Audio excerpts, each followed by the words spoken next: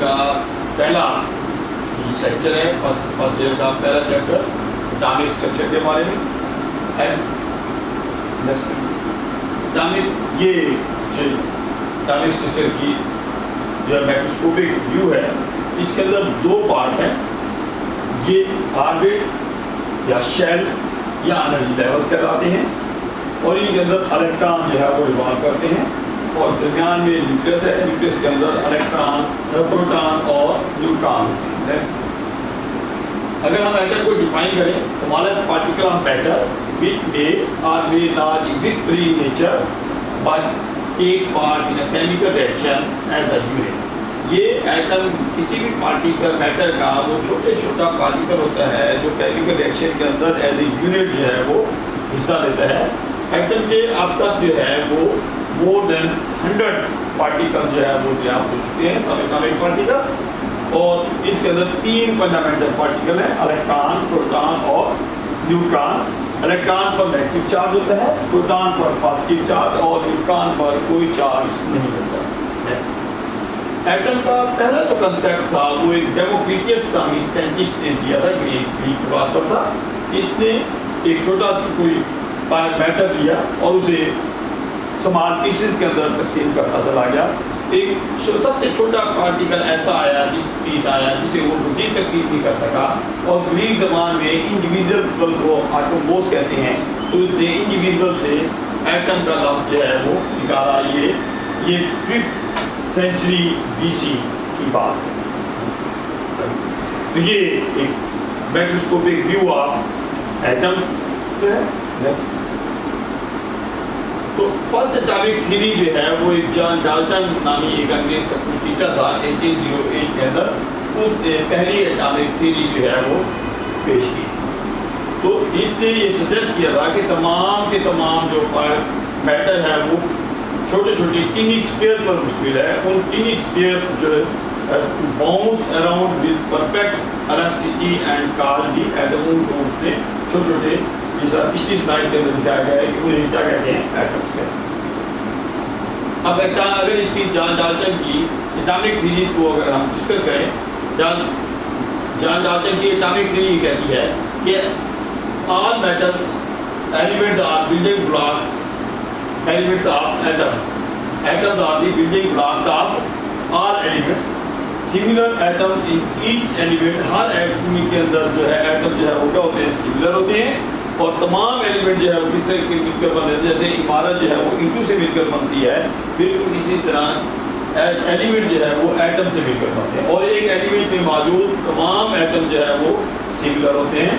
Different atom जो है वो मिलकर के मुख्तलिफ एलिमेंट्स के वो कंपाउंड बनाते हैं और उनके दरमियान जो उनको जोड़ने वाली फोर्स होती है उसे हम केमिकल बॉन्ड कहते हैं और इनके दरमियान रेशियो जो है वो सिंपल होती है, एटम के दरमियान सिंपल रेशियो होती है।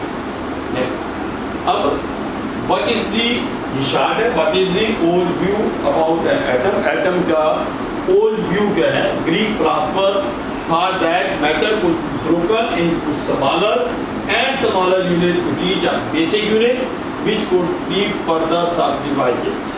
अब ग्रीक फिलोसोफर का ये ख्याल था कि मैटर को छोटे से छोटे पीस के अंदर तकसीम किया जाए तो एक बेसिक यूनिट आता है जिसे हम क्या कहते हैं, एटम कहते हैं। उसे मजीद जो है वो सब डिवाइड नहीं किया जा सकता और इसका जो पानी था वो डेमोक्रिटस था। तो डेमोक्रिटस ने ग्रीक ज़बान के लफ्ज़ आटोमोस से ये वर्ड जो है वो निकाला। इसके बाद है what is late 17th century part. तो ये भी चार्ट है। इन लेट 17th सेंचुरी के अंदर quantitative study of matter tells that few elements are the components of many different substances। कुछ एलिमेंट जो है बहुत सारे कंपाउंड्स के सब्सटेंसेस के जो है वो अज्जा होते हैं, कंपोनेंट्स होते हैं। It was also investigated that how elements combine to form compounds and how these compounds can be broken down into their constituent elements। इस पीरियड के अंदर हमने ये भी देखा कि मुख्तलिफ एलिमेंट्स जो है वो किस तरह आपस में जुड़कर कंपाउंड बनाते हैं और एक कंपाउंड जो है वो किस तरह टूट कर अपने कंस्टिट्यूएंट एलिमेंट्स के अंदर जो है वो चेंज होता है। Next sir next. उसके बाद फंडामेंटल लॉ जब हम केमिस्ट्री को डिस्कस करते हैं उसके अंदर जो है हम तो तीन फंडामेंटल लॉज इस्तेमाल करते हैं। एक लॉ का नेचर ऑफ मास है, इसका पेश करने वाला जो है वो एडवाइजर था। ये लॉ ये कहता है कि mass is neither created not destroyed, मेथड मास को ना तो क्रिएट किया जाता है और ना ही डिस्ट्रॉय किया जाता है। और दूसरा जो लॉ बेसिक लॉ इस्तेमाल होता है वो लॉ ऑफ डेफिनेट प्रोपोर्शन है। इसे जो है जोसेफ प्राउस्ट ने पेश किया था 19th सेंचुरी के अंदर। ये compound always contain exactly the same proportion of element by mass. जब दो एलिमेंट आपस में मिलते हैं उनके दरमियान रेशियो जो है वो फिक्स रहती है। मिसाल तौर पे हाइड्रोजन और ऑक्सीजन कार्बन टेट्राक्लोराइड जब मिलता है तो जब भी कार्बन और क्लोरीन मिलेंगे तो एक कार्बन के साथ 4 क्लोरीन के आइटम जो है वो जुड़ेंगे। तीसरा जो लॉ इस्तेमाल होता है लॉ ऑफ मल्टीपल प्रोपोर्शन है, इसका पानी जो है वो जॉन डाल्टन था। ये लॉ कहता है कि when two elements form a series of compound, the ratio of the masses of the second element that combine with 1 gram of the first element can always be reduced to small whole number। In whole numbers के अंदर जो है ratio बनाई जा सकती है। The ratio of the masses of oxygen in H2O and H2O2 will be a small whole number ratio। इनके दरमियान रेशियो जो है वो कितनी होगी 2।